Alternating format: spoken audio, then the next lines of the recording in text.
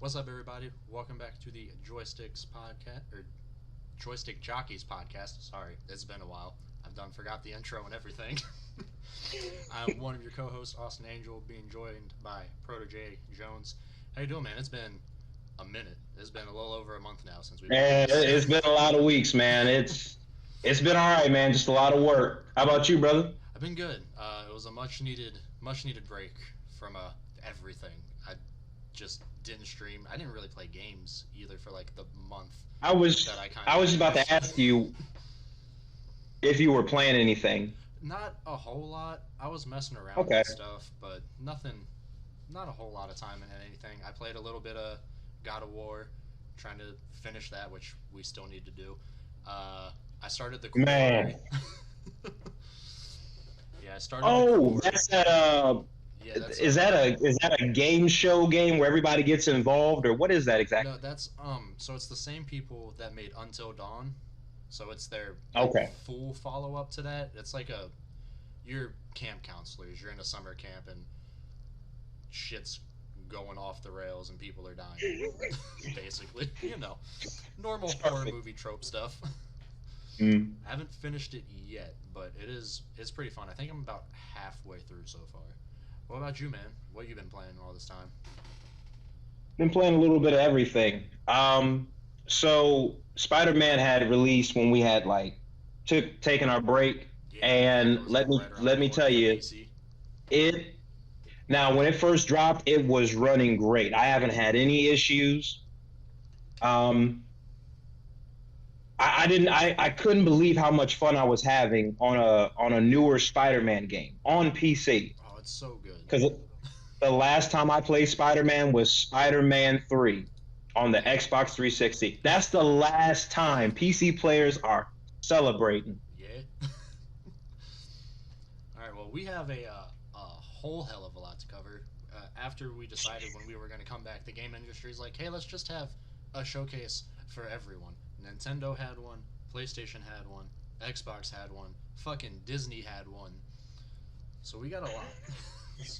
So I think we got like 12 things in total that we're going to cover today.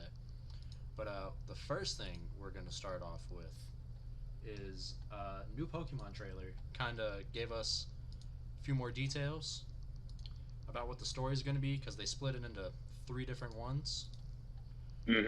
So I'm gonna go over to Pokemon's website. It says the school that you've enrolled in hosts special independent study project. The theme of this assignment is a treasure hunt. Explore the world, seek out your very own treasure. Three stories will be woven into your adventure while traversing the sprawling Paldea region. Along Victory Road, you will go to gyms in different locations in order to achieve the champion rank. On the Path of Legends, you can join, I believe that's pronounced Arvin, in search of rare ingredients and find Starfall Street, where you'll challenge Team Star, a group of delinquents causing trouble for the school. These stories are set in an open world where you where you go is all up to you. A world teeming with Pokemon and people to meet is waiting for you. Traverse the Paldea region wherever your heart desires. So this is pretty interesting. This is the first time a Pokemon game's had more than one story. So it's got three branching off. You've got the normal one where you battle the 8 gems, Victory Road, Pokemon League, become the champion. And then there's the Path of Legends one, which looks like. Sorry about that. It's kind of taken some inspiration from Sun and Moon, where they have Titan Pokemon, and in Sun and Moon they had, I believe they were called Totem Pokemon, so they're just stronger and larger than the original ones.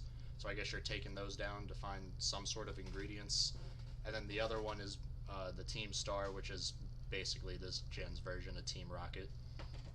But it looks really Okay. exciting. The trailer they dropped showed off some new Pokemon too that look really cool. Two of them look like they're straight out of fucking Mega Man. But I'm excited. This drops. Shit, this comes out next month. No, not next month. 2 months. 2 months now.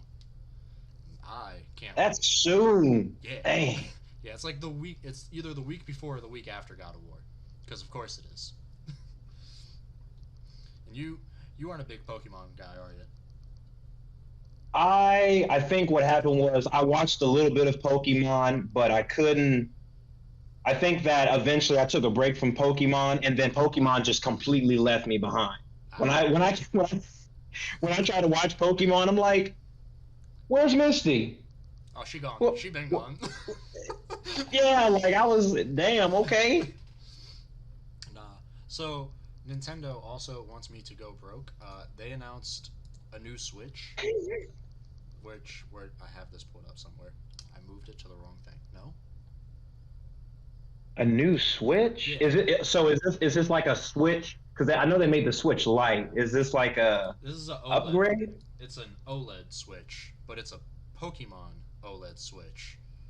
And Ah, do you have? Are you able to see what I'm showing, or because I know you use your phone for your face cam, but I don't know if you've got it any what you've got stuff pulled up on. But yeah, I have this stuff. thing. Yeah, I have stuff put up on my computer. A lot. Webcam is coming soon, guys. Just give me a couple weeks. I will have a webcam. But this thing looks phenomenal, and I just do not have money for it. And of course, it doesn't come with the game because why would it? It drops like I think it drops a week before or something. Okay. But I'm excited. I'm definitely getting it. Are you gonna pick it up, or do you have a Switch? I feel like we go over this every episode. One day I will I get used to have a. Yeah, you're good, man. I used to have a Switch, and I don't know. The only game I played on it was Smash Brothers, so I don't know if I would buy another Switch. I understandable. think I'll wait it out and see if they make a Switch 2 Hmm. that's compatible with their older games, because I'm not gonna lie, that new Breath of the Wild, it's coming. Speaking of, that's not the only Nintendo news we had this week. They had their direct. I believe it was Monday, right? Monday to the 13th. That was Tuesday. So I'm gonna basically speed run through everything they announced, and you stop me if you hear something you want to talk about because they had like 50 announcements, so it's a lot. Okay. So they started off. They revealed the new Fire Emblem game called Engage that drops January 20th of next year. It Takes Two coming to Switch November 4th. Fatal Frame Mask of the Lunar Eclipse early 2023. Uh, DLC for Xenoblade, a new hero called Eno comes out October 13th. SpongeBob SquarePants: The Cosmic Shake in 2023. Fitness Boxing Fist of the North Star in March of next year. Oddballers, which looked pretty cool, is like a dodgeball battle royale type of game. I don't know. It looked What's the interesting. game called? Oddballers. Yeah, Oddballers. that's Oh, they're probably coming after EA with their Knockout knockout. Kings. Yeah, that's early next year. Tunic. That's next week actually, September 22nd. And then they announced a bunch of Front Mission remakes. Front Mission 1 is in November. Front Mission 2 comes out next year, and then Front Mission 3 they just said in the future. So who knows when that is? To be announced. Story of Seasons was summer of next year. They announced the first Splatoon 3 event, which is next week, the 23rd through the 25th. Octopath What? Traveler 2, February of next year. I've just real quick. Yeah, I've never played Splatoon. me What either. is that game about exactly? I don't know. I also have not played it. I see the characters on Smash, but I just I know it's a competitive game where your like goal is to Get the most ink on the map. get the most ink on the map. You're basically just spraying the map or painting the map. So it's like a control type deal. But that's kind of sick. I might if I get a Switch, I might have to look out for that one. That sounds pretty sick. it seems interesting. And then their first of what seemed like 15 farming simulations, Fae Farm, spring 2023.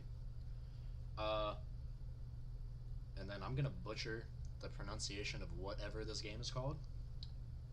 Theratium Final Bar Line is February 16th of next year. It's a rhythm music game. Mario Rabbids Okay. Sparks of Hope, October 20th.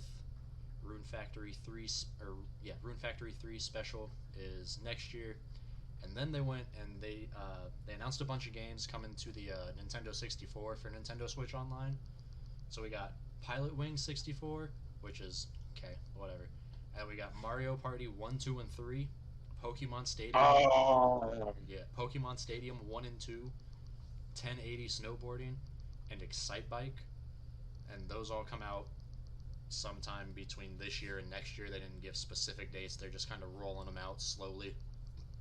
Right. So is that still under the subscription model, or Yeah. can you actually just buy No, that's the subscription model. Nintendo? Man, the Wii U had the virtual console. Man, we didn't have to go through all this. Well, Listen, they still I have the miss. virtual console. It's just locked behind a paywall. Which, I mean, if Nintendo has to give you something for their online, because it is terrible. So at least, at least there's that right now. And then they Okay. did another N64 game, which I was very surprised by, mainly for one reason: GoldenEye. Yes. And here's Yes. the thing: GoldenEye also got announced that it's coming to Game Pass with like 4K upgrades and everything. Here's what I find very odd. I'm assuming this was a rare decision. Why they went with this, I don't know. So there's online Mm. play for GoldenEye, but it's only on the Switch. You cannot play online on GoldenEye on Xbox. Which, why? I mean, maybe an update will come in a month or two and fix that, because I'm like, are there any hardcore shooters on the Switch? Like, I'm really trying to see. The closest you got is Splatoon. Okay, Other than that, no. because Game Pass on PC, I'm in there. Oh yeah, for I- sure. When I was a kid, I could not understand that game. And you guys can laugh if you want, but I was stuck on. I was like a little kid when I first tried it out, but I was stuck on the mission There you go. where you're at the bank and they give you this Oh, watch. yeah. I just kept looking at it, and then laser people. And when they, oh yeah, and then you can like start chopping and shit. Yeah, man, I Me and I my want to brother- play that shit as an adult. Me and my brother played the hell out of that game. They've improved. They've modernized the controls, so hopefully it won't be as clunky. But I mean, we'll see. Then after that, we got Various Day Life, which dropped on the 13th. So that was a shadow drop the day of the direct, which I believe was another farming simulator. Factorio is October 28th. IB Spring 2023. New Mario Strikers Battle League update brings in Pauline and Diddy Kong. That's later this month. They didn't give a date, which seemed odd if it's this month, but alright. Ulterior Ryza 3, February 24th of next year. Mario Kart 8 Wave 3 courses is this holiday. Nintendo Switch Sports is getting a golf update this holiday. Pikmin 4 got announced, and they put a release year on it for next year, but they didn't really show anything for it, so well, I don't know how far along that actually is. Okay, Just Dance 2023 edition, November 22nd. that game is still going. It sure is. Nintendo, I think, is the only thing keeping that franchise alive, because I don't think it's on anything else. I believe the last one they put out was the last one it was still being put out for the Nintendo Wii up until just as recently, like within the last 5 years. Wow. Yeah. Harvestella, which was another farming simulator, demo is out now, and the game is November 4th. Bayonetta 3 we saw, and I don't know if we had a release date for it before, but there was a release date for October 28th in this trailer. Did you ever play the Bayonetta games? I haven't played any of them. I have the first one. Like I okay. Mhm. It was on super sale for like $5, and I bought it one day, but I have not touched it yet. All right. And that's is that from Platinum Games? I believe so, yeah. Okay, yeah. I need to play that, and then there was another one they made that was interesting. Vanquish. I need to play both of those. Yeah. After that, a game called Raincode, spring of next year. Excuse me. And then we got some Resident Evil announcements. Resident Evil Village, Biohazard, 2 and 3 Remake are all going to be playable, like cloud versions are all going to be playable on the Switch. There's a demo for Village out now, and Village drops October 28th, and then Biohazard and then 2 and 3 Remake are all launching at some point later this year.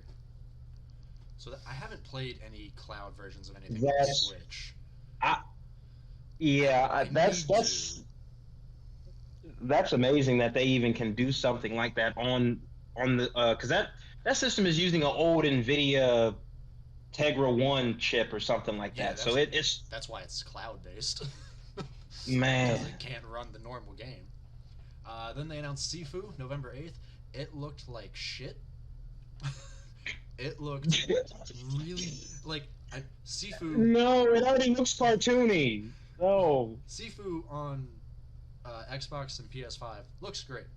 However, on the Okay. Switch, it does not look great. Like Mm, worse than normal. Like what you would okay. expect for a port to Switch to look like, and it looked like it was running very slow and clunky too, which is not what you want for a action fighting game.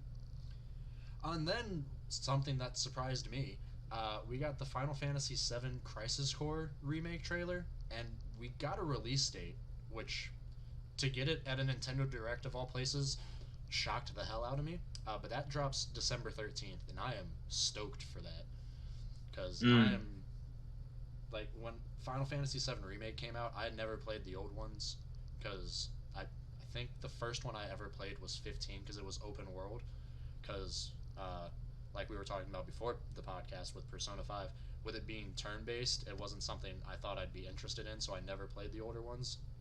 And I know mm. when they did 7 remake, it was more of that free flow open world type. So I'm excited for this. You gonna get this? You gonna play this?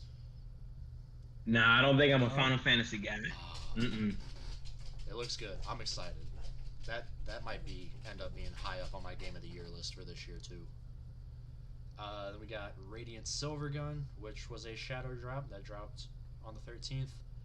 Endless Dungeon, 2023. Tales of Symphonia Remastered, 2023. Life is Strange Arcadia Bay Collection is looks like that drops in 2 weeks, the 27th. I don't. I haven't played Life is Strange. I don't know if the Arcadia Bay Collection is something separate from like the normal Life is Strange, if it's like a spin-off, because it looked like it was one of the older ones, but I'm not Mm. 100%. Uh, then we got Romancing Saga Minstrel Song Remastered, or yeah, December 1st. Lego Brick Tales fall of this year.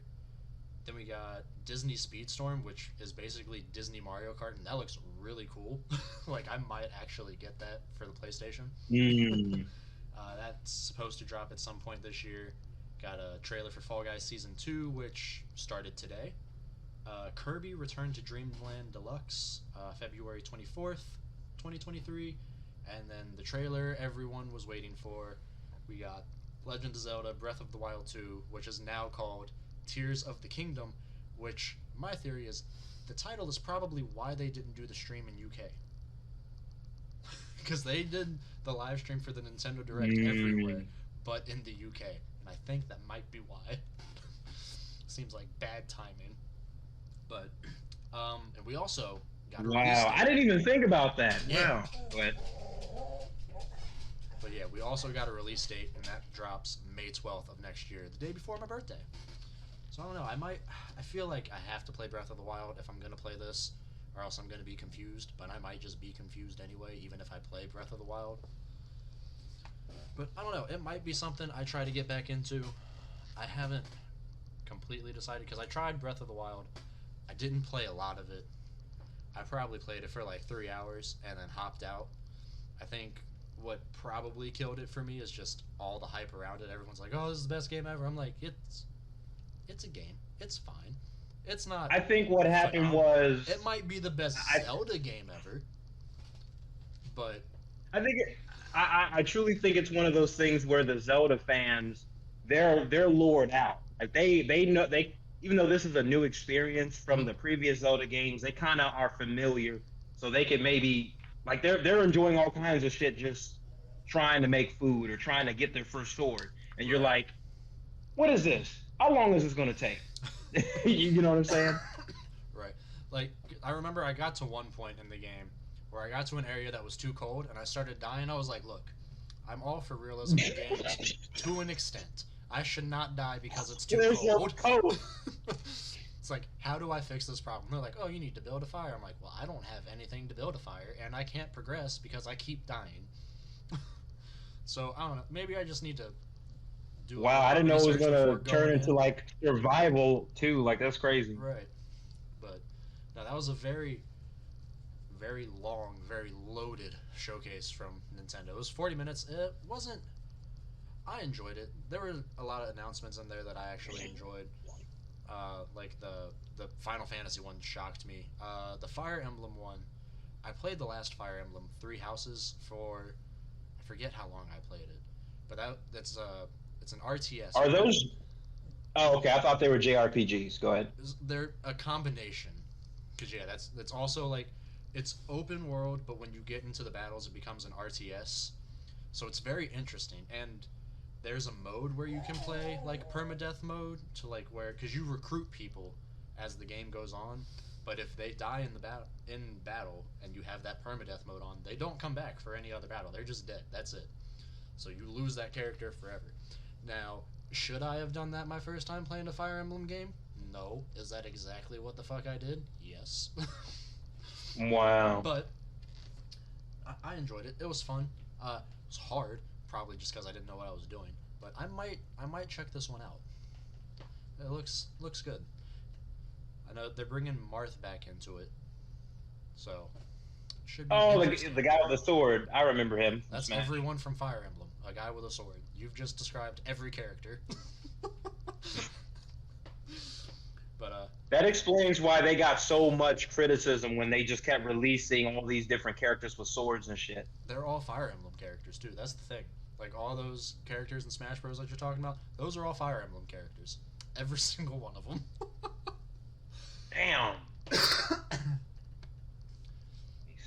But yeah, that's all I've got on the Nintendo side. We got some Cyberpunk news. I'm like, all right, guys, we got an article here from Ryan Leston, and it looks like CD Projekt Red has announced during their Night City Wire live stream that Phantom Liberty is coming to the PS5, the Xbox Series consoles X and S, PC, and Google Stadia sometime in 2023. Sorry, last gen guys. I'm sorry. Is it pronounced? They did have I been pronouncing it wrong this entire time? It could be Stadia. Okay. I'm honestly not sure how to properly pronounce it. I just call it Stadia. Okay. I've always called it Stadia, and I don't think I've ever heard it called Stadia, but I could be wrong. I could just not be paying attention and just only hearing Stadia. But anyway. Okay, and then for those of you who haven't been playing the game recently, they just released I believe at least on PC, on Steam, it was about a 40 gig update, calling it the Edge Runner update, and this is going to be the last major update for the last gen console. So get in, enjoy it, Let's see. So we also have go ahead. Yeah, I got a question. I think I know the answer, but I'm gonna ask it anyway. Are you gonna jump back into Cyberpunk? Yes, I will. Yes, for sure. But the only problem with that though is I got God of War and Spider-Man. Like, you got to beat us first, before I even go back to Night City. That's true.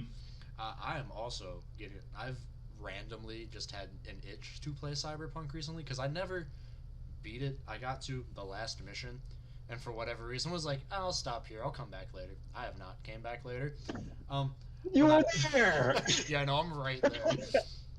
But I'm starting over because it's a short story. I think it was only like, if you mainline it, it's only about 20-ish hours. But yeah, I'm gonna jump back into it. Actually, tomorrow I'm streaming it, so I'm excited to go back. On console or? Yeah, PS5. So I'll be playing it on PS5. I'm curious, since this is the only DLC that they're going to do for Cyberpunk, because I know they originally had 2 expansions planned. I wonder how long this is going to be, like how big of an expansion this is. Because if this is only like 4 or 5 hours, I'm gonna be a little salty. I'm gonna be honest. Like if this is the only expansion you're doing, this has to be like 10 to 15.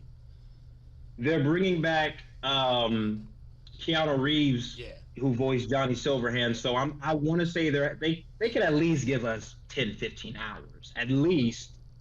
Um, I hope that because now I haven't beaten the game. The last time I played the game, uh, I had just finally got Pan Am to open up. Oh, okay. Man, yeah. So I'm ready. I think I got lost in doing a bunch of side quests and side missions because I wanted Sounds to about right. just be just be in the city and stuff Right. like that. But I'm excited. I'm working for the government is very interesting. That is very interesting and very opposite of what the rest of the game is. So I'm very curious to see what this story actually ends up becoming, and if we're outside of Night City, because it looked like I'd have to go back, but it looked like in the trailer you were like in D.C. I thought I saw the White House and you So were in the Oval Office, but maybe I'm just imagining things. Maybe they just made something look like it to kind of give it that they vibe. spoke briefly about it, and they were saying the story has something to do with a new United States, and you have Right. to. I see that they just briefly mentioned that part. So now Yeah. I'm thinking, all right, are we going to see more wasteland? Are we going to see more dystopian future? Like I'm really wanting to know what role we're going to play as far as a future United States that's kind of fallen. Yeah. I I'm don't very know. intrigued. Yeah. I'm very excited for that. Let's see, and then we have a PlayStation article. This one is from Logan Plant at IGN, and it looks like there's just been a lot going on with Activision's act. I hate big words. Activision's Acquisition. acquisition from Microsoft. So apparently, we're hearing two different stories. PlayStation's Jim Ryan is telling us that Phil Spencer is pretty much talking out of his ass, saying that even though Phil Spencer is saying, "Hey, we're going to give you guys 7 years of having the next few Call of Duties on PlayStation," but Jim Ryan is saying that what he's actually offering is inadequate, and that what he told them was they can have it still be on PlayStation for 3 years, which is going to pose a problem because Yeah. what's funny? For the longest time, Call of Duty would always have all these perks, all these day one exclusive things. Hmm. And I think Microsoft finally had enough and just bought Activision and was like, huh, no Well, more. to be fair, back in the PS3 and 360 era, they were all those perks and exclusives were on Xbox's side. Like they got all the maps first and everything. I do Mm. remember that. Oh, you talking about like, was that with Black Ops? Was that I Black think it might Ops? have been like the original Black Ops, the Okay. original Modern Warfare and Modern Warfare 2 games. Yeah, all those. The maps came like a month early to Xbox and stuff like that. Man. Yep, mom You and know, dad are I fighting between Jim Ryan and Phil Spencer. this is what we love because as gamers, we're going to win in the end. And it says here that Microsoft's end goal is to, even though during the whether it's 3 or 7 years, Right. they're saying, all right, it will still release on PlayStation, but you will have the option to play Call of Duty on the Xbox ecosystem via Xbox Game Pass. Right. Now, if that's not a huge major benefit, because what is Modern Warfare 2 at right now? $70? Oh yeah, $70. It's a next gen game. It's $70. Yeah, so Yeah. that'll save you some money. And that's if you just get the basic version. That's not True. including the deluxe version, which is I believe $100, which seems about normal for most deluxe edition games. They're normally $100, so it gives you like I forget. It gives you a certain amount of COD points. I forget how many. Some exclusive skins, and then it gives you the first season's battle pass with a 50+ tier skip. Because I was looking into that today, because they had the Call of Duty Next showing, which we're going to talk about here shortly. And surprisingly, they pulled me, and I'm like, damn, I'm interested. Why? I was like, because I've completely skipped the last two. But no, I expected this from Xbox. You don't buy Activision and Blizzard and not have exclusives, especially fucking Call of Duty, which is almost every year the highest selling game. I think last year was the first time in about 20 years that Call of Duty was not the highest selling game of the year. So, and on top of that, let's say it is hypothetically, they're 7 years total, 4 years of the current contract, and then 3 years for the next contract. Phil Spencer and Activision both have already came out and said Call of Duty is not going to be annual anymore. They're going to take time in between. So even if it is 3 years, that's one Call of Duty release if they're doing every other year. Wow, I did not think of that. Yeah. So then Jim Ryan's right at that point. Even if they said several years, that's what, one Call of Duty, two Call of Duty games, two maybe. max. Damn. So, I mean, it's exclusives. Xbox is so far behind the 8 ball with selling consoles. They say that's not what they want to do, but even if it's not, and you want to sell Game Pass and Call of Duty, the only place to play that is on Game Pass. You're gonna move units. You're gonna get subscriptions. If Call of Duty is only on Game Pass, people will get Game Pass strictly for Call of Duty. So, and I'm happy that Microsoft is shifting their strategy to focus on software, but Microsoft, you need to spend a little bit more time in the oven because Game Pass on PC has its issues. Please work these out because I love the service. I love being able to pay money, and every month I get to see a new rotation of games, and I've tried some games that I've actually liked, and I went out and bought myself. So their strategy is working. They got me. Yeah, Game Pass is great. Like, PlayStation's, I guess, quote unquote answer is getting there. It will get there. Like they're adding some quality games. Like the games they've added for this month, which we'll talk about later, are really good games. But they're not quite there yet. But they're 3 months in, I think. And Game Pass is on year 3, so you got a bit of a head start. Game Pass has been out that long? I think so. I think it's been out since the new next-gen consoles came out. So maybe it's been 2 years, but even still, they have a head start. But yeah, continuing with the Call of Duty news, they had their Call of Duty Next Showcase today, where they went over and announced what was going on with the new Modern Warfare 2. So they had like the multiplayer reveal. They were talking about Warzone 2.0, stuff like that. So they said they're going to start releasing raids. They didn't say when the first one was going to be, but I find that very interesting. I'm curious as to how that'll work in Call of Duty. If it's the same thing as to like what Destiny does for a raid, that'll be wild. Raids can take, if you don't know what you're doing, raids take multiple hours in Destiny. I don't know if you've played a raid in Destiny, but I think I've only played like 2 or 3, and I played with a group of friends who had already completed it and knew what they were doing, and it still took us about 2 hours to do. Damn. So if that's what they're incorporating into Call of Duty, I'm kind of excited. That sounds really cool. I'm curious as to how they'll pull it off. Right. I briefly played Destiny, and I liked it, but my it's funny, the people that get you in the games, they have a habit of getting out of the game they got you into. So it's like I was playing Destiny, 100%. And then all of a sudden nobody wants to play anymore. So, hey, but I see they just released a new expansion called Lightfall. They announced. You know anything about that? It drops in February. Okay. Yeah. That's next year. That looks really cool. They announced a new subclass for it. I think it's called Strand. I don't know. It looks like you get to basically be Spider-Man. You're swinging around the city and shit. The new city that they added. It looks dope. I love Destiny. So the trailer. If you hop into Destiny, let me know. I will play it with you. I've been wanting to hop back in. I just have no one else to play it with. We might get a Destiny stream going. Yes, sir. 100%. I'll let you know. They also announced a third-person mode for Call of Duty, which is surprising but cool. I think I like third person for shooters more than I do first person. Is it only for Warzone, or is this something you could toggle in and out of during Call of Duty? I think, if I heard correctly, it's something you can toggle in and out of if you wanted it. Oh, it's a wrap. Nope.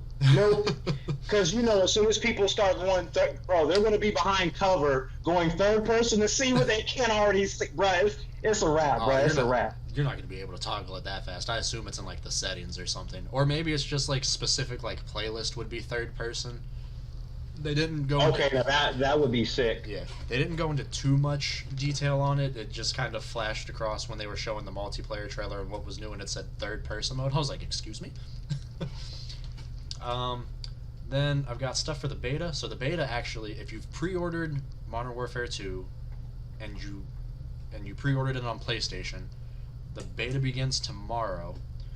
And these beta dates are so confusing, so bear with me. So the beta runs from the 16th through the 20th. An open beta for everyone who has PlayStation, whether you pre-ordered the game or not. You can play it on the 18th through the 20th. And then there's a 1-day break. There's no beta the 21st. And then on the 22nd, the open beta opens up on Xbox and PC if you've pre-ordered it from the 22nd. But PlayStation users, even if you haven't pre-ordered it, can still jump into that section of the beta. And then the open beta for everyone begins on the 24th, and it runs through the 26th. So it's like 2 weeks if you have PlayStation for the beta. If you pre-ordered it on PC and Xbox, you get it for like a week. If you didn't pre-order it and you're playing on PC or Xbox, you get it for like 3 days. But I'm probably definitely gonna hop in. I'll probably be doing that Monday.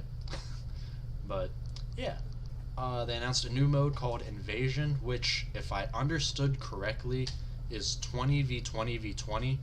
So it's two teams of 20 that are players, and then a team of 20 that's AI. And it's basically like elimination, so like last team standing wins type deal. And then See, I love that this is this, so what studio, this is Infinity Ward, the original, some of Infinity Ward. I'm not sure how it works with their studios. Let's see. 3 studios making Call of Duty. It is Infinity Ward, yes. Okay. Because Modern Warfare gave us the 2v2 mode, and when that was the first alpha that we played, mm-hmm. I was excited because it was, even though we were sweating and it was hardcore, it was different, and these smaller maps were a nice change. Yeah.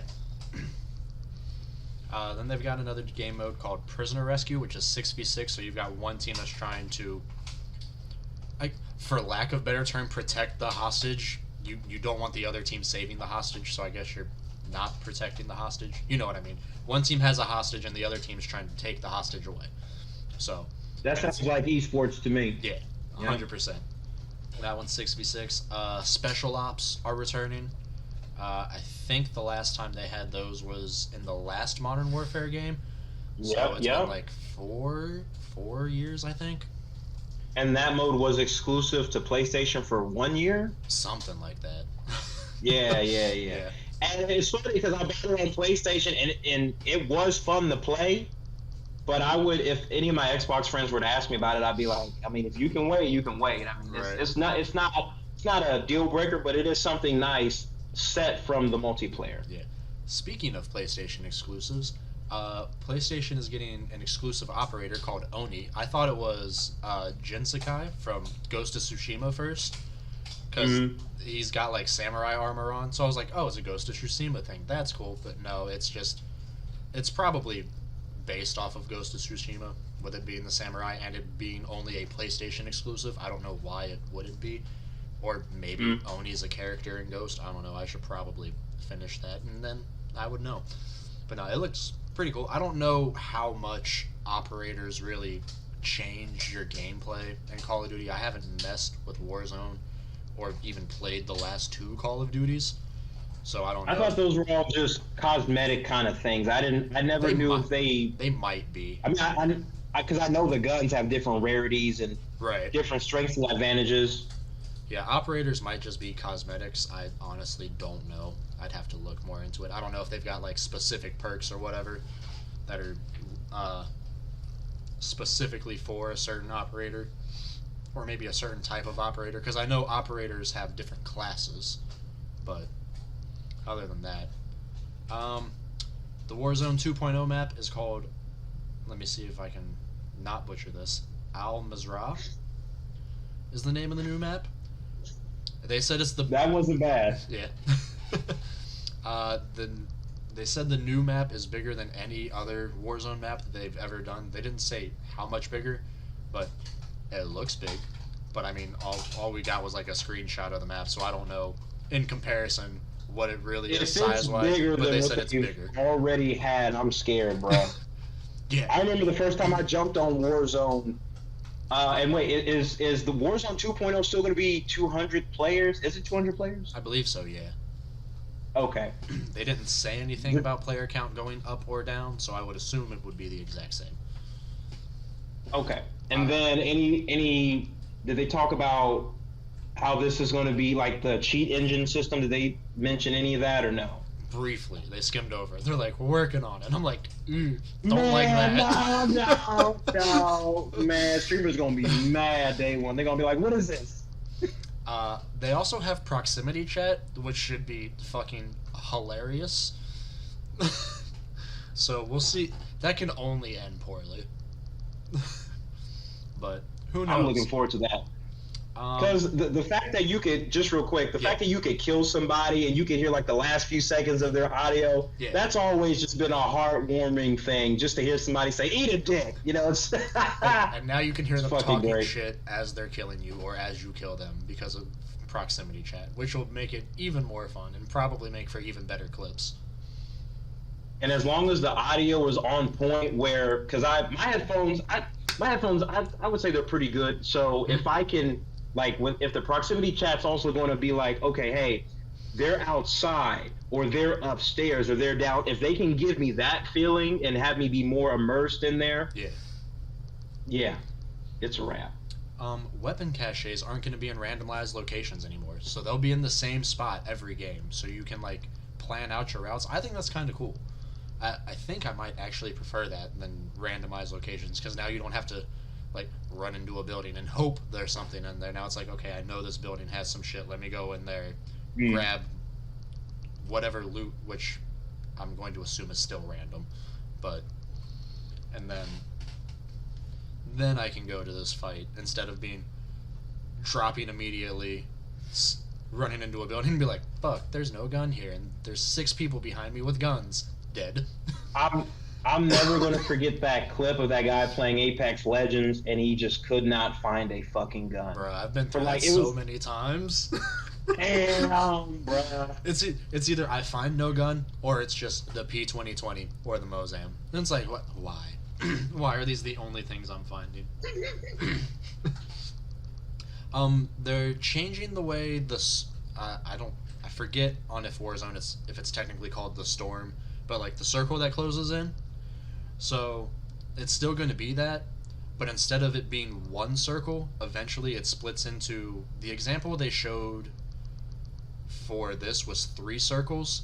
I don't know if it's always 3 circles, if it'll be more, if it'll sometimes be 2, but it'll eventually split into multiple circles that divides the map into these specific zones, obviously, and then as the game goes on, the separate circles will form into one smaller circle to kind of bring everyone in a bit more.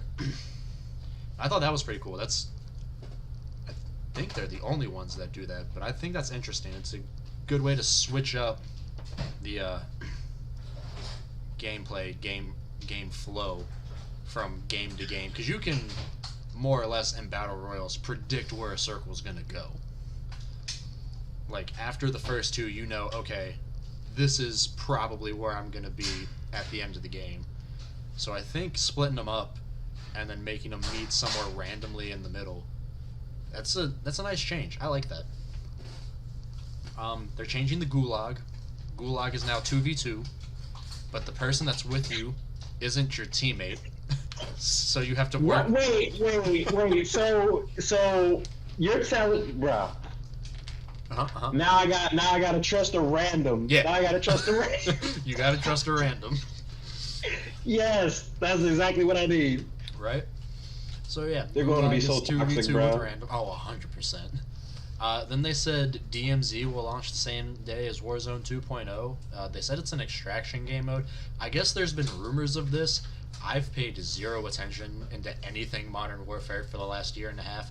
I had no idea what the hell they were talking about, but I'm assuming people who have been following Modern Warfare know what they're talking about.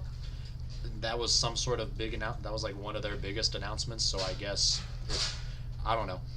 it launches at some point, or well, it launches the same day as Warzone 2.0, which will be November 16th. So Warzone 2.0 launches, I believe it was 2 weeks after the launch of Modern Warfare 2, and then whatever this DMZ game mode is will launch with it.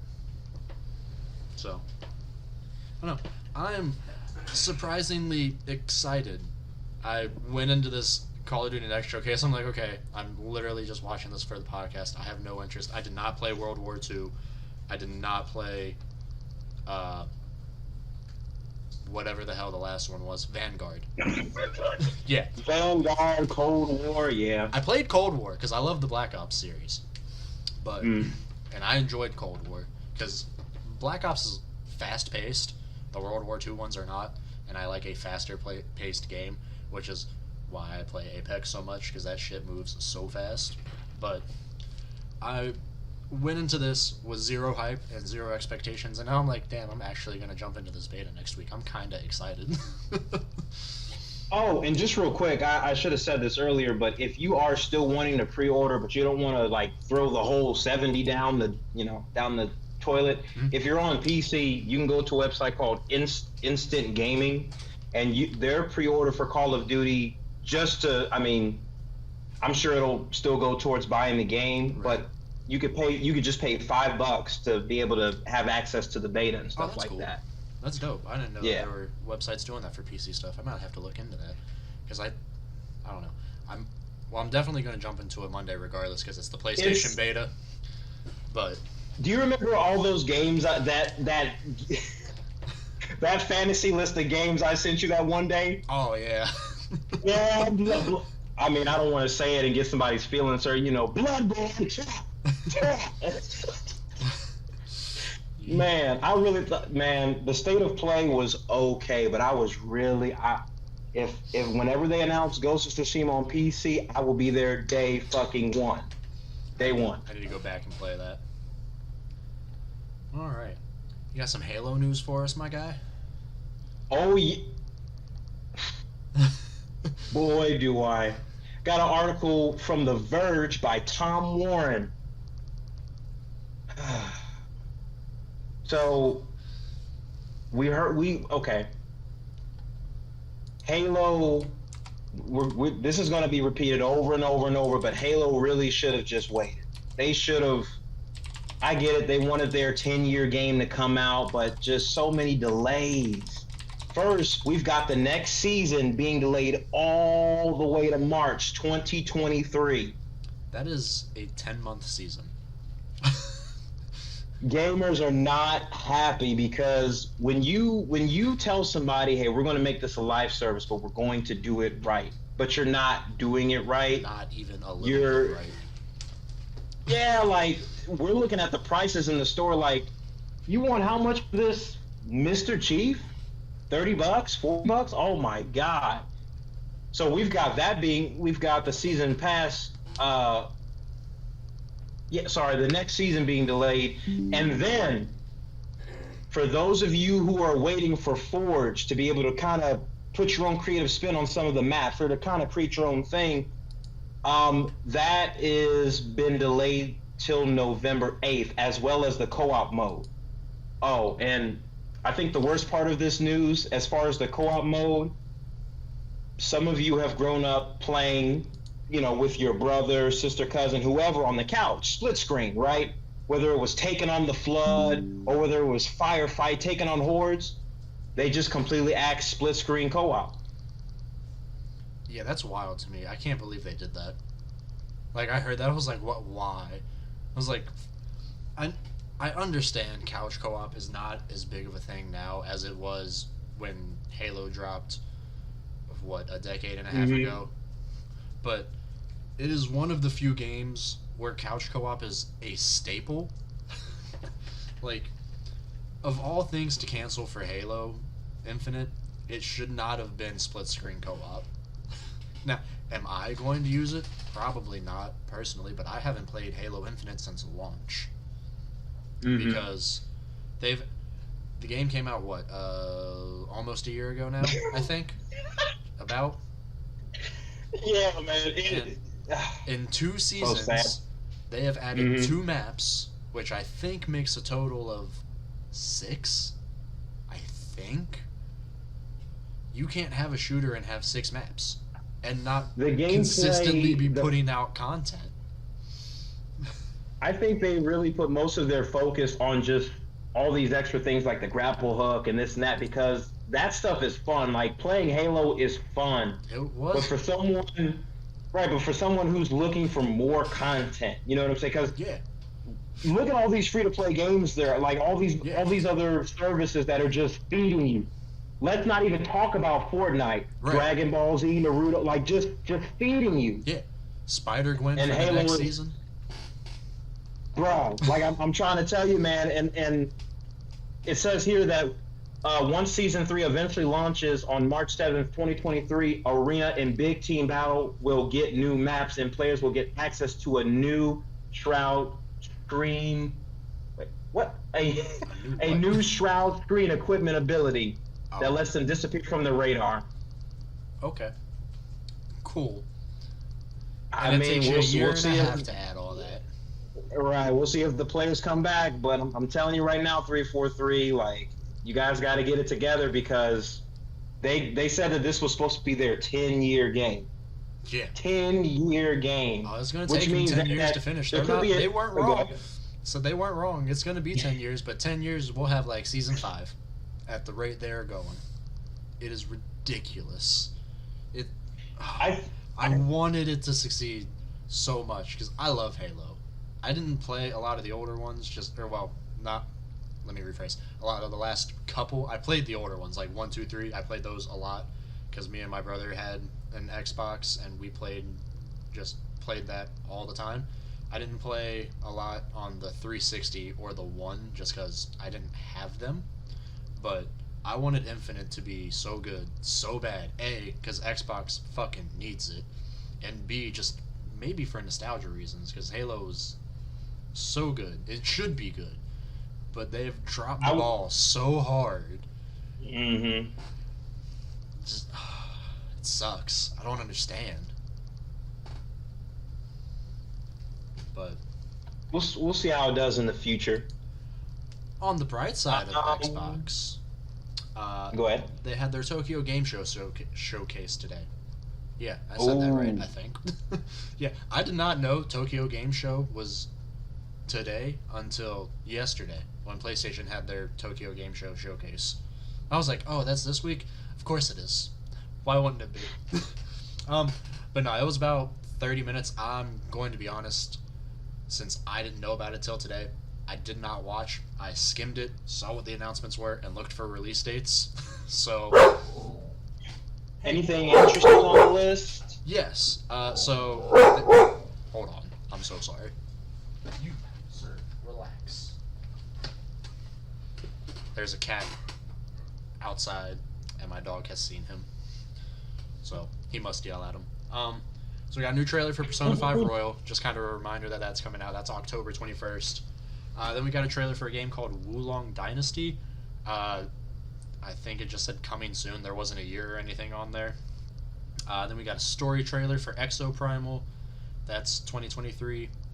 Then we got BlazBlue Cross Tag Battle Special Edition, which is spring of 2023. That's a fighting game, I believe. Yes, it is a fighting game, and I think, I could be wrong, I think it's only been on PlayStation up until this point. I'm not 100% sure. Interesting. And then Guilty Gear Strive, which I know is only on PlayStation. That got announced. That is spring of next year. Then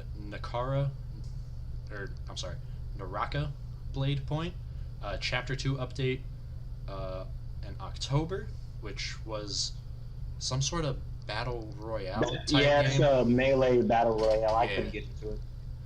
Then Ni no Kuni 2, Revenant Kingdom, Part 1 is out on Game Pass today. Part 2 drops next year.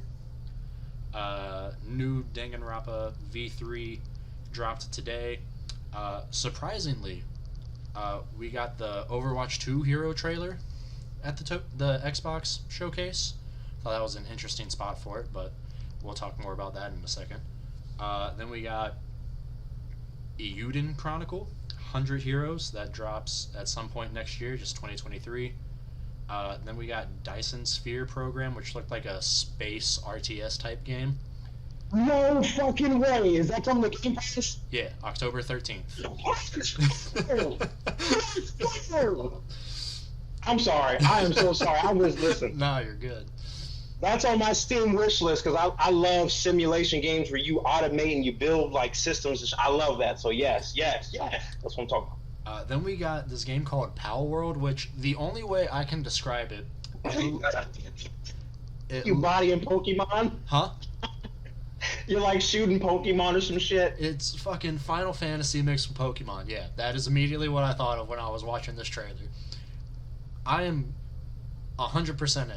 I have no idea what it's about, but I am in. It comes out next year at some point. There was no date, just said 2023. Okay. Hopefully there's co-op because I'm not... It started out as a meme, but then I found out it was an actual game. Because I'm like, wait, are we shooting them now? What? That's what it looked like. Yeah. I was like, is this fucking Final Fantasy meets Pokemon? What is this? I was like, I'm in, but what is this?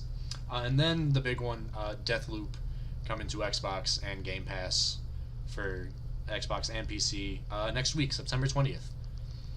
So, I guess that exclusivity was for about a year for Sony, and then so now it'll be on Xbox.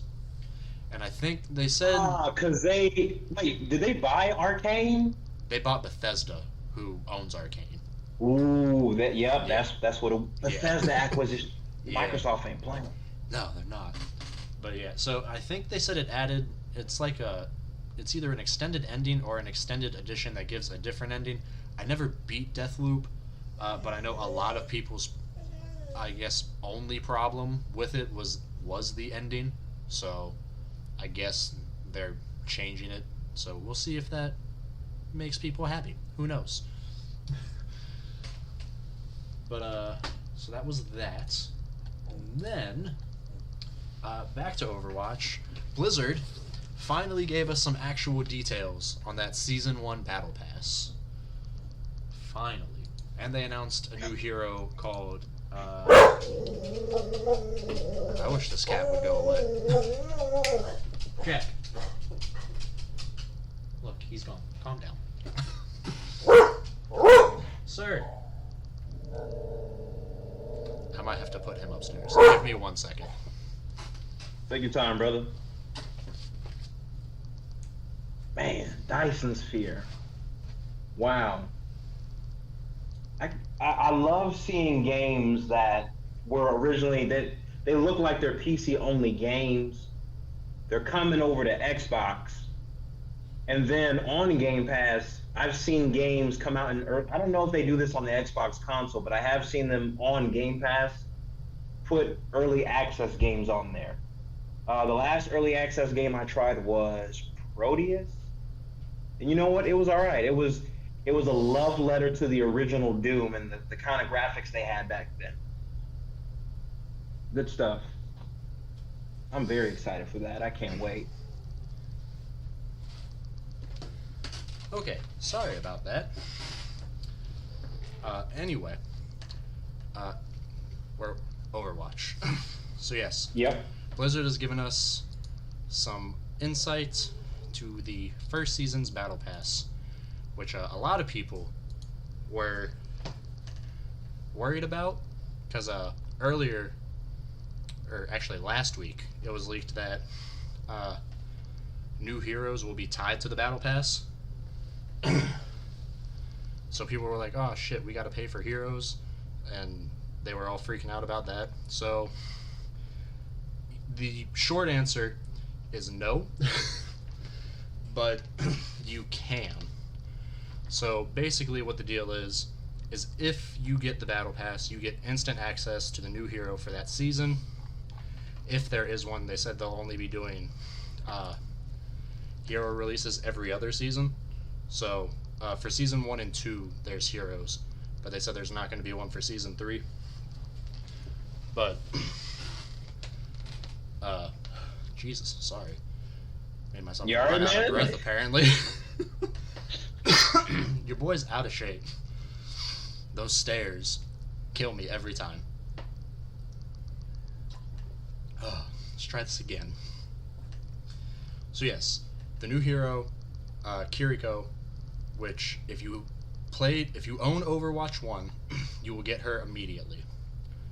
If you don't, let's go.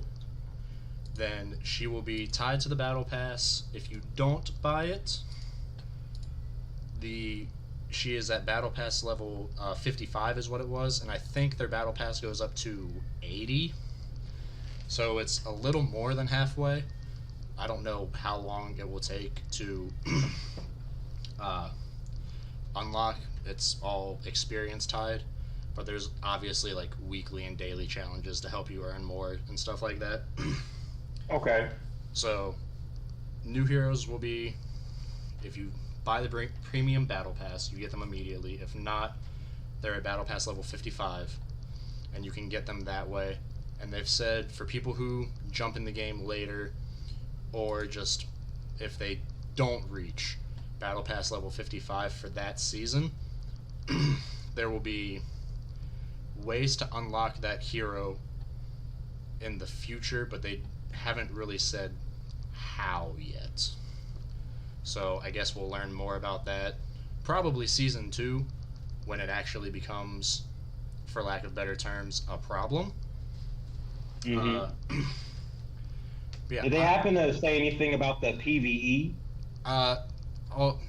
They've said they're working on it and it's coming next year. They don't have a date, like a specific date for it yet, but they have said that it is going to be next year.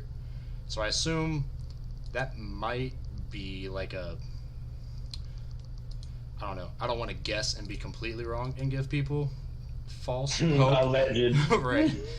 But if I had to guess, I'd say maybe we could probably expect it, if I was to take a guess, season like 4 or 5. Their seasons, they said, are going to be 9 weeks, so just a little over 2 months. So season 1 starts when the PvP launches on October 4th, which is in like 3 weeks. That shit snuck up on me. I forgot this came out that soon. And then season 2 will be December 6th. So that would put season 3, I think, around March. We will get season 3 of Overwatch, I think, if my math is correct, before we get season 3 of Halo. Or at about the same time. Bro, they're literally doing the same thing with Halo Infinite. The remember when they launched Halo Infinite, they gave us the multiplayer 2 weeks early, and then the game dropped? Well, with this one, they said, we're going to give you the multiplayer first, and then we'll talk story later. Well, I mean, to be fair, at least Overwatch is a multiplayer first game. True. True. PvE is something they added specifically for Overwatch 2. But they've also changed how the PvP is played, because I know they've brought it down to 5v5. They also said, which is something I found interesting, because people were like, oh, well, with new heroes coming in, if we can't unlock them, then what about hard counters? They said, I don't know how you make this possible, but they've said for Overwatch 2, they're trying to eliminate hard counters, to where, obviously some heroes will be better in certain situations against others, but they say if you are good at a specific hero, you shouldn't get, absolutely waxed by someone who's considered a hard counter. So it's not like rock, paper, scissors anymore type deal. So I'm curious as to how they'll make that work with balancing. Yeah, because tanks are going to tank. I mean... Right, but that's tank. That's what they're supposed to do. But you can counter a tank with the right attack character. I don't know as much as I used to because I haven't played it in forever. But my buddy Alex, who plays on Miami's Overwatch team, his big thing was, oh, well, what is this going to do for comp? Because am I not going to be able to play the new hero because I don't have them unlocked? Basically, short answer, yes. But Blizzard came out and said that after a new hero drops, they won't be able to be used in comp for the first 2 to 3 weeks, I think, is what it was. So they can get balancing out, and so they can get people who are playing for free, I guess, enough time to unlock or reach that part of the battle pass. So Do you remember if they said if they were? So what about people who are still playing Overwatch 1? Are the servers going down, or are they? Yes, they actually just they because of course it happened right before we started. They actually said something about the servers going down, and I did not have time to look at it. But because I know some people that like work their ass off to get what they got. well, so that's the thing. Overwatch 2 is cross progression from Overwatch 1, so you don't lose anything. So everything Okay. from Overwatch 1 carries over into Overwatch 2, and also if you are like me, who I played a lot on PC when it came out, but I also played a little bit on console, so I had two separate accounts. They finally, I want to say it was a few weeks ago, gave you the ability to merge your accounts. So now, if you have multiple accounts, well, if you have a PC account and a console account, you can merge them. You can't merge two Blizzard accounts together. So I need to let my friend know ASAP because still to this day, I think he put the most amount of time on PlayStation before rebuying the game on PC. So let me see. I've put up this article. It's over on comicbook.com, which they're hit or miss. Says, so roughly a day before Overwatch 2 launches, we're going to be taking down the Overwatch 1 servers. So that means at a practical point, that October 2nd is really the last day to go in and play Overwatch 1. Okay, so they're shutting it down about a day and a half before Overwatch 2. Which, I mean, makes sense, because it's more or less the same game.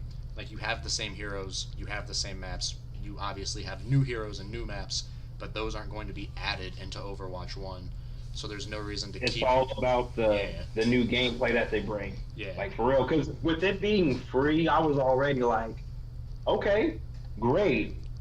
But what's the cost of it being free? But it looks like Same thing as every they're free still able to work it out. So Yeah. I'm excited. Yeah, there's that. And then the Battle Pass, as with every Battle Pass for every other game, is $10. So it's not more expensive. And it seems like it's a shorter Battle Pass with it only being 80 tiers, so maybe it's easier to complete. And they have one mythic skin per Battle Pass, which is different from, at least from what I've seen from any other Battle Pass, because so Apex has just recently added a prestige tier skin, but you can't get those through a Battle Pass. You have to get those through loot boxes or certain challenges, which I haven't hopped in when a prestige skin has launched, so I don't know what those challenges are. I don't know how attainable they are for like a normal person like me and you who play it, as opposed to someone who's putting in like hundreds of hours a week type deal. But so yeah, the mythic skin in each battle pass is pretty cool, because you don't see anyone with any other battle passes with high tier stuff like that. Like, you get whatever the second highest tier is usually, but this one seems to have like the highest. And the first one is, of course, Overwatch's probably most popular hero, Genji, and the skin is, I guess, customizable, because in the trailer that it showed that I kind of played while we were talking about it earlier, they show like different variations of the skin. So I don't know how customizable it is, but it looks cool. I am excited for Overwatch 2 here in like 3 weeks. You jumping in? Oh yeah. Alright, bet. I need to make a team. I need 2 more teammates now, because I got you. Man, look, I got my buddy Pard. We gonna sweat our asses off, bro. I can't wait. This is gonna be great. 100%. Alright. What we got? Let me see. Street Fighter. So yeah, also with the Tokyo Game Show, we got some more Street Fighter 6 details. Did I not pull this up like I was supposed to? No, I did. I just forgot where I pulled it up at. But so we got a lot of Street Fighter 6 details actually. So Street Fighter 6 was announced, I want to say a couple months ago. at a PlayStation State of Play, if memory serves me correct. But I got an article here over at IGN from Ryan Dinsdale. It says Capcom has revealed a ton new details about Street Fighter 6, including character customization, the return of Ken, Blanca, Dalsum, and E. Honda. Revealed during the publisher's Tokyo Game Show presentation, Capcom did not waste time in flashing quick gameplay reel of all 4 new returning fighters. Character customization was also shown off with a ton of different options available to players to change their appearance, from cheek bulge to jaw length to eyelash color and lots more. Plus, update their outfit by visiting clothing stores in-game. So it seems like the story mode, which I remember when they showed it off originally, is like an open world type deal, which is different. I don't think Street Fighter's ever done it. I only remember Mortal Kombat doing it once or twice a long time ago. Conquest? Yeah. Yeah. So yeah, I guess the main character is someone you create, which I think is dope. I've always liked the idea of creating my own character in a fighting game.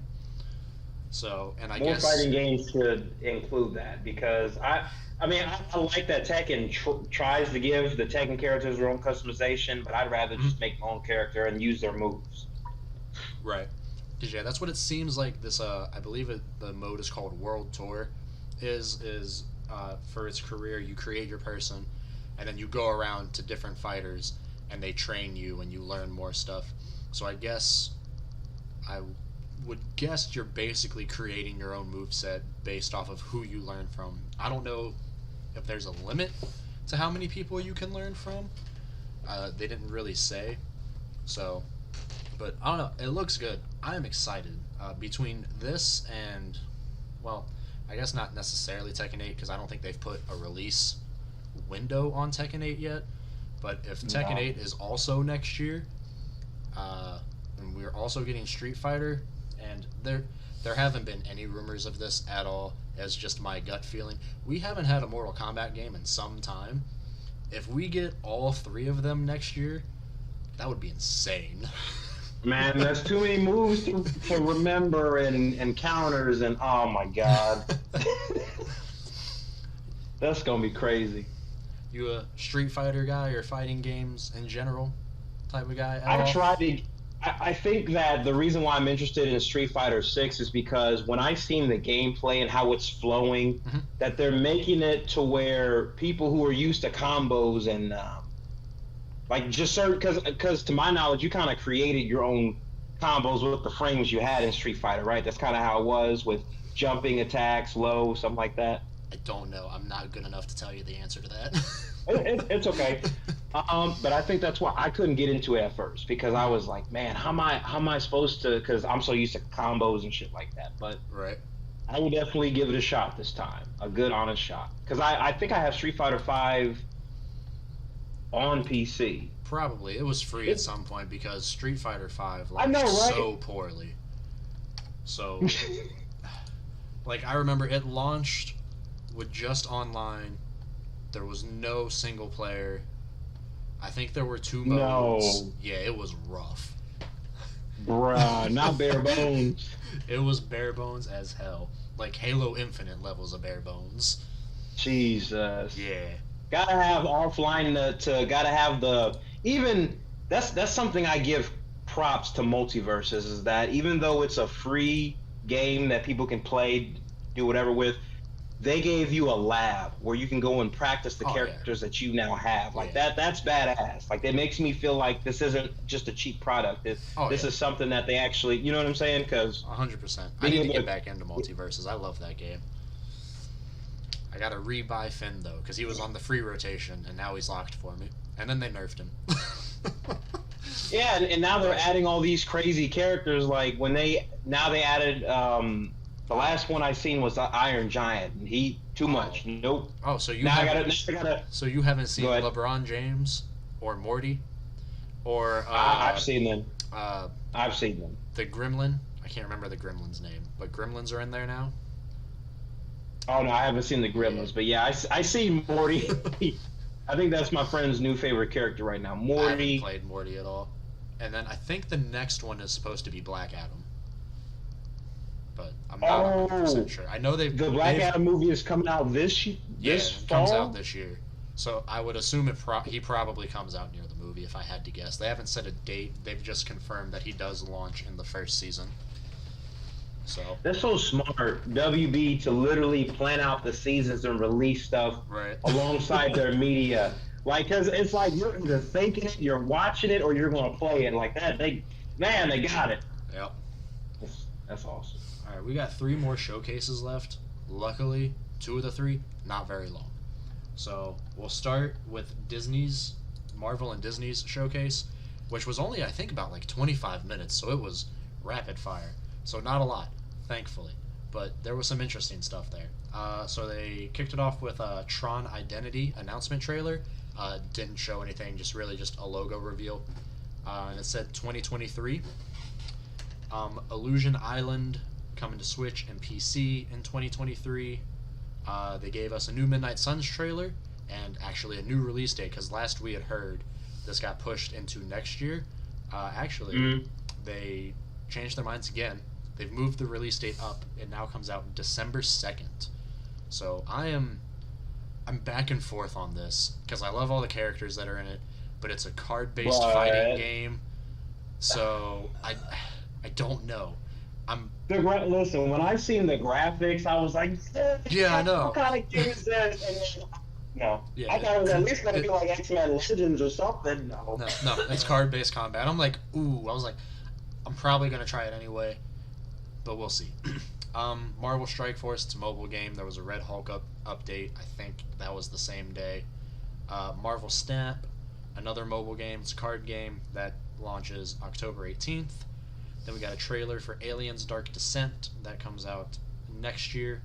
Then we got a trailer for another Avatar game. I was unaware they were making 2. I knew they were making one that I think is supposed to be like launching. Was that the one we seen that one last year after Hogwarts Legacy? No, this is a different one. They're making 2. I didn't know they were making 2 because I thought the same thing. I was like, is this the same one? No, this is different. It's called Frontiers and Pandora. It's a MMO. So that would be interesting. I'm out. I'm probably. I will not let another MMO take my life. I won't. I simply won't. That supposedly also launches next year. Anything tied to Avatar, I do not believe is coming out until it actually comes out. Whether it is a movie or a game, True. I don't believe it. Then trailer for Lego Star Wars Skywalker Saga: The Galactic Edition, which includes like all the DLC stuff. That comes out holiday of this year. Return to Monkey Island, Switch and PC. That comes out, I believe that's Tuesday, September 19th, Monday. Gargoyles Remastered. So it has like the old school Gargoyles game that was on like NES and Sega and shit. I put 2023 question mark. I don't know if I just missed it. So it might be next year. It might not be. I might have just guessed. I'm going to be completely honest. Stay tuned. Yeah. Disney Mirrorverse, which is a mobile game, Halloween update launches at some point next month. There's no date for that. Disney Speedstorm, which I briefly talked about in the Nintendo Switch Direct, which is basically Disney Mario Kart. That's coming soon. All we know is this year, which you'd think if it's this year they would have a date. I don't know. Maybe not. Disney Dreamlight Valley, which is apparently like Disney meets Animal Crossing. It's in I think it's in early access right now on Xbox and PC, and it comes out soon. But they showed a Toy Story update, so I guess they're adding the Toy Story world into it. I'm sorry. So the Avatar one we saw earlier was the one we saw from a year ago. And then they showed us the Avatar Reckoning game, which is the MMO RPG, but that is a mobile game. So. A mobile MMO? Yeah. Oh man, that's something. Mm-hmm. And then we finally learned what Skydance's game was, where I think like a month ago there was like a picture going around that it was Fantastic Four because we knew it was like a group up game. It is actually a Captain America and Black Panther World War II game. We didn't get a title. We didn't get a date. They just said that, hey, this is what it is. It's Captain America and Black Panther, which, Cool. I'm excited. I don't really need to know anything else. I would like to know some more, but that's fine.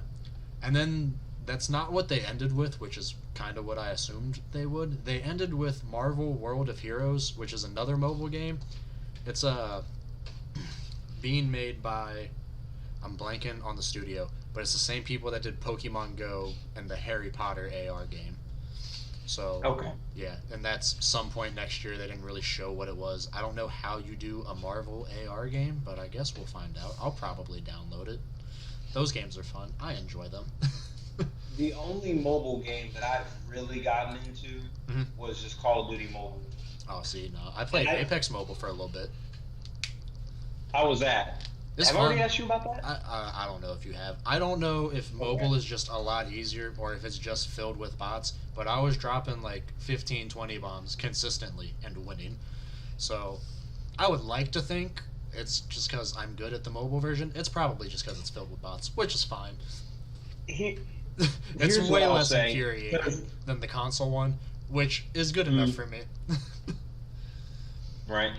On Call of Duty Mobile, they have it to where the bots have like their names are like I can't remember if they have like a colored gun or a colored name, but you can tell which one of the bots. Oh, see, you And ain't to got my time to do knowledge, that. yeah, they should do that in Apex so you know what I'm saying? Because I'd be taking down some people and I'm like, it's almost like they didn't go into the settings and set their controls or Right. something like that, you know?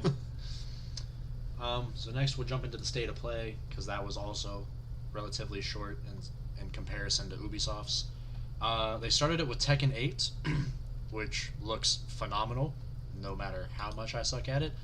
We didn't get a date. All it said was stay tuned, so maybe next year, maybe in 2 years, who knows. Then they showed off a Star Wars PSVR 2 game with a 2023 date. Then a game called, I believe it's Demo. It's a VR tabletop game. It looked interesting. I thought it was like a Dungeon and Dragons type thing at first, which I guess it kind of is with it being a tabletop game. But yeah, it looks pretty interesting.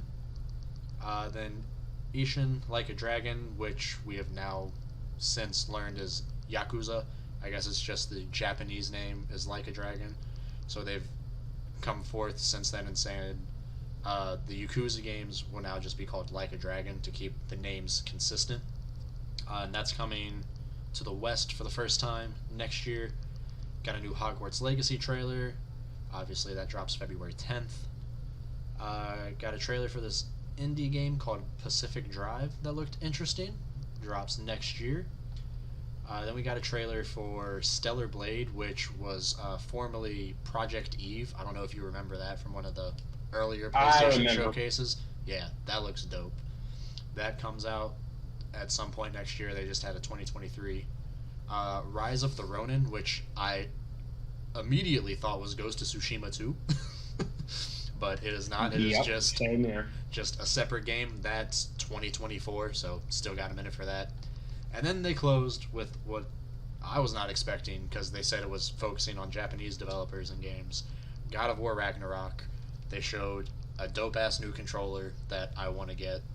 And then they gave us probably the best trailer for God of War Ragnarok, just kind of as like, hey, just remember, this shit comes out in 2 months. You know, a friend of mine is offering to let me borrow his PlayStation 4 to play it, but I don't know if I want to do that. Oh, it is on PS4, yeah, that's right. Alrighty. And last, and maybe least, I don't know. I don't know if this one or Nintendo's was... Well, I guess Marvel's was probably the least interesting just because there was like 2 things I cared about. A bunch of mobile games. Yeah. The Ubisoft Forward. So we got a Castlevania and Brawlhalla crossover announcement. I missed the date on it, so I don't know when that's supposed to happen. I believe it's sometime later this year. Then they announced the new season of For Honor, which started 2 days ago. There was an indie game called Second Stone, which I did not see a release date for. Another indie game called Two Falls. It comes to PC fall of next year. And then they went and covered Ubisoft Plus a little bit. And that's free until October 10th. That's basically Ubisoft's version of GamePass. There's some good games on there, but I mean, if you have Xbox Game Pass or even the PlayStation Extra tier, not everything from Ubisoft Plus is on there, but most of it is. So They actually just, I don't know how recent it was, but they put Ghost Recon Wildlands on there on Game Pass PC. Yeah, I think they just did that like this week. Then we got a very long, boring trailer and deep dive into Mario plus Rabbids Sparks of Hope. This was the first thing they started with, and I almost fell asleep. Ubisoft. This went on for the Ubisoft 4 went on for an hour and a half, which was twice as long as Nintendo Showcase, and had half as many announcements. They spend so much time on everything. They need to go the Nintendo Direct, PlayStation, and Xbox route where it's just trailer. I do not need to talk to the dev of every game. We don't. It's so long. And it is sometimes like, I mean, you so have YouTube boring. channels for that shit. Right. Like, if you want to do a post show for it, that's fine. However, that's not what this was. So yeah, they spent about 20 minutes on Mario plus Rabbids Sparks of Hope, and I could not care less about that game. I don't know if we had a release date for it prior, but they gave us one here, October 20th, and then they said there's going to be 3 DLC packs next year, and one of them includes Rayman, so I thought that was a pretty cool crossover. Got a new Skull and Bones trailer, that comes out November 8th. I go back and forth, because I feel like it should be good, but I've never played the original. I don't think there was an original. I thought that's why I thought this was like a remake of an older game called Skull and Bone. Is it? I think they just made it because Assassin's Creed Black Flag was a hit, so they're like, let's just make everyone a pirate. I think that's what it was. I could be wrong. They took one aspect of one game, bruh. So, yeah. Skull and Bones. So much for Ubisoft moving forward. It's what is Xbox's exclusive pirate game? I'm blanking on it. Shit. Sea of Thieves? Thank you. Yes. It's basically a non-cartoony Sea of Thieves is the vibe that I get. Because this goes more for the realism look, as most Ubisoft games do. So that one I go back and forth on. I might check it out. I might not. If it comes to like I Game would Pass, love a absolutely check it non-cartoony, out. authentic pirate experience, but Right. Who knows? I just gotta see how they do it and execute Right. it. Then Riders Republic BMX update. I'm not gonna lie, I thought BMX was already in Riders Republic. Or is it just You can already motocross? ride unless it's like it's one of those things where there's different type of bikes. Right. You know what I'm saying? Like now they're gonna add like a mountain bike or some shit like that. Right. But that update dropped yesterday. Then a bunch of Division stuff. We got Division 2 Season 11, and then they've started working on content for Year 5, which I thought was surprising, because right after that they went into the Division Heartland, which is the next Division game, which is a free-to-play MMO, I believe. And then there's the Division Resurgence, which is their mobile game. There's a closed beta coming this fall. Rainbow Six mobile game, closed beta this fall. Then they announced. Jesus Christ. Then they went into some Netflix stuff. So Valiant Hearts 2 drops January of next year. These are games, by the way. So Valiant Quest 2 is January of next year. Mighty Quest 2 is at some point next year. And Assassin's Creed games, just in the future, are coming to Netflix. So I don't know how that's going to work. I know Netflix has stated in the past they want to get into gaming. I guess this is what they mean. I don't know. At first, it was one of those things where it was like a portal to get you to play mobile games. Right. That's originally how it started, but I guess they're trying to take it seriously. But the funny thing is, we've always talked about a Netflix of games, but Yeah, we have that. we already have We literally have Game and Pass. it's not Netflix. Yeah. we have Game Pass and PlayStation Premium, PlayStation Plus Premium. So Netflix might be a little late. Who knows? Maybe they'll. Man, I'll tell you hold what. on. I might have to go and look up that tier because if that's the only way I'll be able to play Ghost on my PC for now, I might consider it, man. I'm dying over here. I'll tell you what though, if anyone has like a leg up on the streaming and how it works for games, it's probably Netflix, because they've had the streaming for years. So you figure they can just carry that over to games, which will be a little different, but you figure the basis of streaming is still the same. So who knows? Maybe it might work really well. And I think the reason it's taken so long is because when you have to stream games, you have to build hardware to stream it on. Yeah. Like, for example, Microsoft came out and said that, hey, if you get Game Pass Ultimate, you'll be able to get access to xCloud, our streaming service. Mm-hmm. And I can't remember when it was, but they said that they were going to upgrade because they were using Xbox Ones to do that, right? But they said that they were going to upgrade those to being the new series consoles. So if you are gaming on an older console, but you want to play the newer stuff that maybe for the series consoles, you could just stream it to your older Xbox. Right. So I'm really, it's going to be up in the air to see whose streaming technology gets better and who's who, because right now, I'm going to tell you right now, Xbox's xCloud is not bad. Yeah, I was playing good. Gears of War 1 through 3 on my PC, no problem. 60 frames and all. Nice. And then after that, they showed a trailer for Mythic Quest Season 3, which, have you watched Mythic Quest? That's the Apple Plus TV show that they've got. I have not. It is so fucking good. It is The Office, but as a video game studio. And it is hilarious. I haven't watched Season 2 yet, so I need to go back and watch Season 2, but I loved Season 1. Season 3... How much is Apple TV? I'm gonna be honest, I have no idea. My dad has it with like his Apple Music and Apple Arcade stuff, so it's all lumped in because he just got the family plan. But I think it's probably...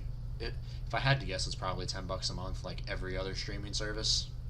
So... Okay. But... yeah, so Season 3 drops this fall. Trackmania is coming to consoles early next year, and it has cross progression. Wait.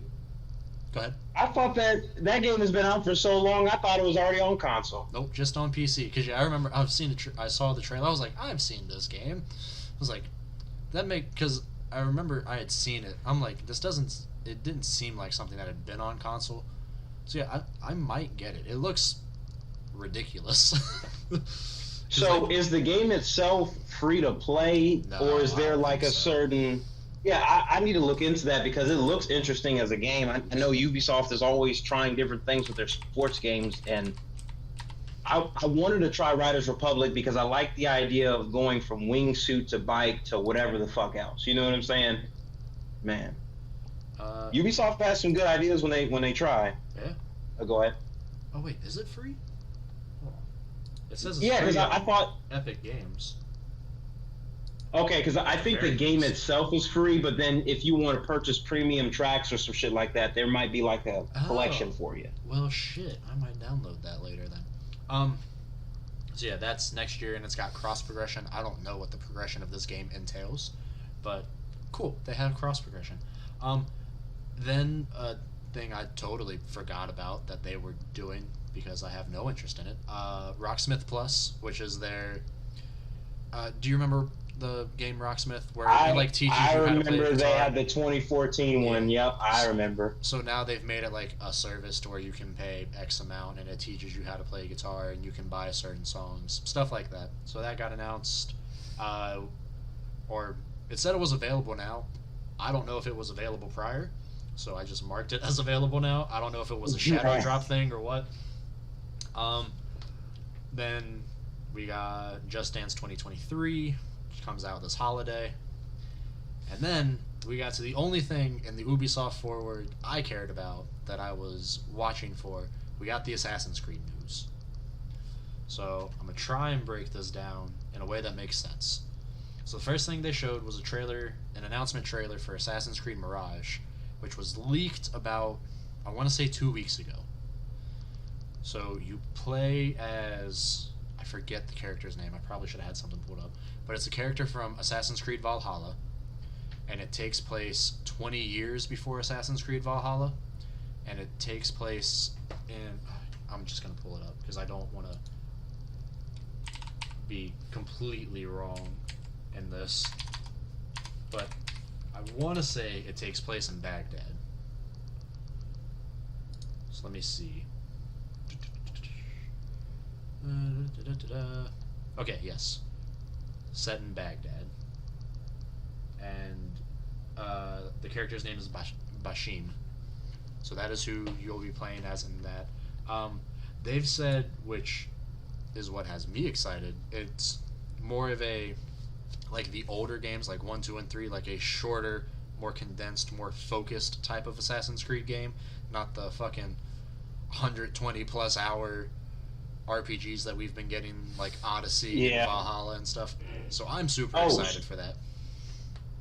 Just real quick, I just remember that they actually did just put Assassin's Creed Odyssey on Game Pass as well. Yes. So they showed a trailer for that. That looks really cool. I'm excited. I'll probably get that one since it's only going to be like a 20 to 30 hour type deal. That's what I want from Assassin's Creed. I don't need 100 plus hours. But for the people I believe that it's love coming out at $50 as well. So yes, that is a cheaper one, which I was kind of surprised by. But hey, I ain't mad at it. It saves me a couple bucks. Then they announced Assassin's Creed Valhalla, the last chapter will be the last DLC expansion for Valhalla. That comes out early next year. Then we got an Assassin's Creed mobile game called Codename Jade. Really no information about it, but they gave like a teaser trailer kind of flying over the setting. Looked like an old school type of setting from like previous games. So I don't know, maybe an Assassin's Creed mobile game could be fun. Who knows? And then we got Assassin's Creed Infinity, which is the thing that's been like leaked and rumored for like the last 2 months as to what the next Assassin's Creed game is.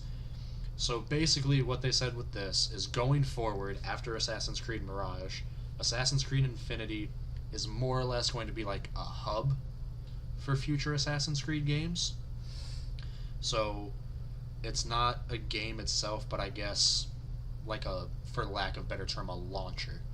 So like Battle.net on PC, you know how you have that, and you've got like Overwatch and World of Warcraft, Starfield, or StarCraft, not Starfield. So it's basically that, but they're gonna put the new games in there. It's gonna incorporate somehow to where I guess you roam around. They said like the new character, quote unquote, for Assassin's Creed is you. You're not gonna have someone like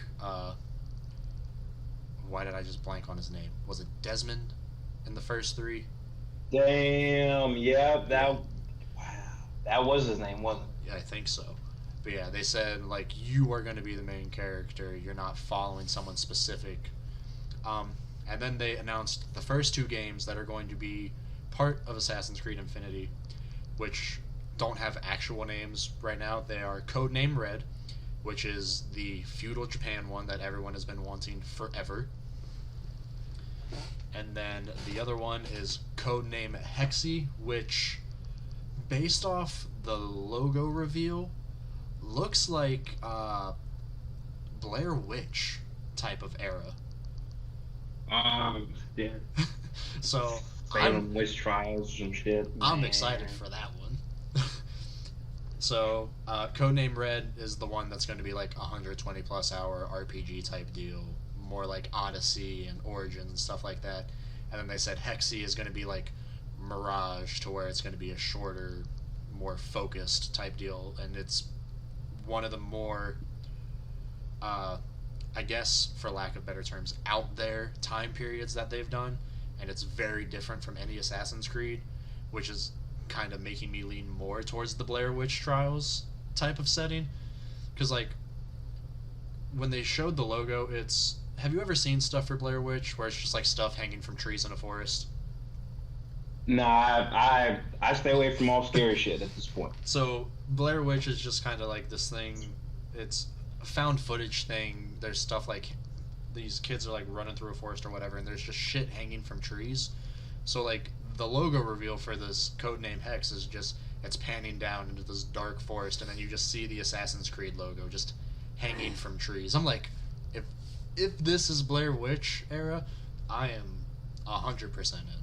I just got done listening to a podcast about the Salem witch trials over the last week, so I am all in on that story if that's where they want to go, and it is very, very different from any other type of Assassin's Creed story or setting we have ever got before. So I'm pretty hyped. That sounds really cool. But If the gameplay is going to be similar to the more like the original Assassin's Creeds, I'll be very happy. yeah, which with Mirage and Hexy, they've said that's what they're going for. So those ones I will probably be way more into than like the feudal Japan type one, which even though as a setting feudal Japan interests me, but I'm probably not going to dump 100 hours into it. I might, maybe they'll pull me in. I don't know. I didn't think I was going to dump 100 hours into Persona, but I did. So if they can pull me in, more power to them. But so that finally covers all of our news and all of our showcases for the last. Hey, That's all happened in Nice. 7 days. Like the oldest news story we covered today was the Pokemon one, and that was just last Thursday. I was really afraid we were going to have to do like a part 1 and a part 2. Nah, I was we really got it. afraid. We got it. Nice.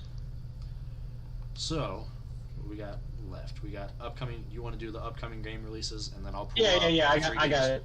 I got it pulled up right here. All right, bet. Go ahead. All right, guys. Today, September 15th, we've got Metal Hellsinger.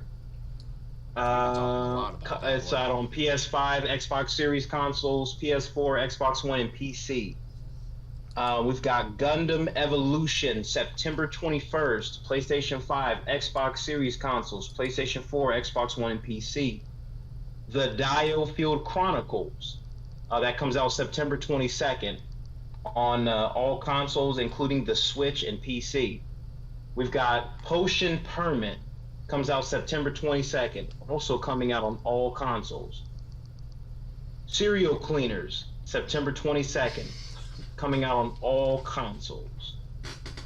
Spiderheck, coming out September 22nd, also on all systems. Oh Lord, September 22nd is loaded. Yeah. No Place for Bravery, comes out September 22nd for Switch and PC. All right. Now, this game in particular, I've seen it in early access, but I have not played it. This game is called Session Skate Sim. I guess it's yes, that's supposed to finally coming help out. you get over Skate 4 until it comes out. I might check that out. That is... You said you might check it out? I might. Yeah. It's on PS4, PS5, Xbox Series consoles, Xbox One, and PC. All right. Comes out September 22nd. Jeez. Slime Rancher 2, which I believe is coming to Game Pass, Is I it? think. I don't know. It's not on what I've got pulled up, but it might be. Oh, okay. Right now it says Xbox Series consoles and PC September 22nd. Now, on September 23rd, we've got Shovel Knight Dig. Comes out on the Switch, PC, and Apple Arcade. All right. Grounded, which was the early access game that Microsoft had, Oh, I where remember you're, that one. I guess you're like little tiny, you're like Yeah, ants, you're well, you're like ant level and shit, and it's like Honey, I Shrunk the Kids. You're Yeah. trying to come back to life. That's on Xbox One, Xbox Series consoles, and PC. Launches September 27th. All right. I think. Yeah. We'll probably stop there because if you're just gonna run through the rest of the month, we'll be back in 2 weeks. We can go through those then. Hey, that works for me. So I got the PlayStation Plus September games and Xbox Game Pass games put up. So for PlayStation, the normal PlayStation Plus tier, your 3 free games this month: Need for Speed Heat, Grand Blue Fantasy Versus, and Toem, which I've only heard good things about Toem, but I haven't played it myself. I think I've added it to my library already. I haven't downloaded it yet. Mhm. Then for the PlayStation Plus premium games that are being added. These get added on the 20th. First up, we got Deathloop, which makes sense with it going to Game Pass as well, so that checks out. Then we got Assassin's Creed Origins, Watch Dogs 2, which if you have not played, I highly recommend. I loved Watch Dogs 2. But that's an older game, but it's fun. Dragon Ball Xenoverse 2, which I'm probably going to play through again. Go back and play that one. I really enjoyed that. Spiritfarer Farewell Edition. Chicory, A Colorful Tale, which is another indie game I've heard a lot of good things about. It's kind of like I think you're basically just like painting or coloring the entire time. It seems like a pretty chilled, laid-back game. Okay. Monster Energy Supercross, the official video game 5. What a title. Alex Kidd in Miracle World DX. Rabbids Invasion, the interactive TV show. Rayman Legends. And Scott Pilgrim vs. the World, the game Complete Edition. That's a great game, too. If you guys have never played that, I highly recommend checking that out. And then the classics they added, we got Siphon Filter 2, the Sly Cooper Collection, Sly Cooper Thieves in Time, okay. Bentley's Hack Pack, Toy Story 3 on the PSP, and Kingdom of Paradise on PSP. So yeah. What? Hold up. Well, wait, where's the PSP? Bro, I have heard them talk. They're releasing the PSP versions for like the PS4 and PS5. So you play them on the PS4, PS5. They're just kind of PSP like Kingdom games. Hearts Chain of Memories and okay, Yeah, okay. Yeah. Smart. I do believe that does it for us. We will be back in 2 weeks, I promise. I know last time we were gone for a month. I had to sort some things out with personal shit, and then on top of it, I went on vacation, so I just kind of made my break a little longer than originally planned. But it is what it is. It was much needed time off. I'm in a much better mind state now. I gave myself too much work to do, so we cut some of that off. Yeah, that does it for us. You can find me here on twitch.tv/SinCity_RedAngel, normally on Mondays, Tuesdays, and Thursdays. This week I did not stream Monday, so I will be streaming tomorrow. We're going to be playing some Cyberpunk 2077, jumping back into that.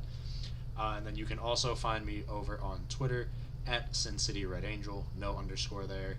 And then Protege, you can find him also on Twitter at Protege4789. You got anything you want to shout out, promote before we call it a night? The only thing I want to shout out is you recognizing that you needed a well-deserved break. And anybody out there listening, take you a break if you need to. Mental health is no joke. No joke. But yes, we're going to hop on out of here. I'm going to watch that Thursday night football game, which we have ended almost just in time for. I still got about like 20 minutes. So perfect. Hopefully, Chargers get the dub tonight. But thank you all for joining us. We will be back in 2 weeks. I personally will be live tomorrow here at 9 o'clock, normal time. But thank you all for stopping by, and we will see you in 2 weeks. Peace. Peace.